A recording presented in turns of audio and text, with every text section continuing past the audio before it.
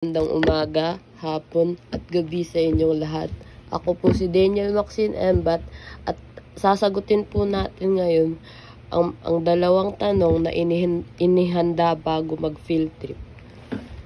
Una sa lahat, bakit kailangan i-recommend ang Baraswain Church sa mga estudyante?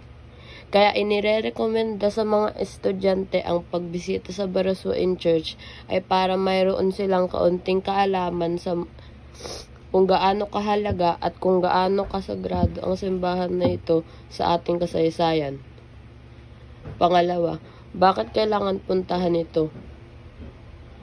Kaya ito madalas dayuhin ng mga turista ay dahil sa napakayamang kultura na ipinamana nito. Dahil sa Baraswain Church lamang inagura si Emilio Aguinaldo at dito rin binuo ang konstitusyon ng Malolos. Kaya rin ito madalas bisitahin ng lahat dahil sa magandang arkitektura ng simbahan.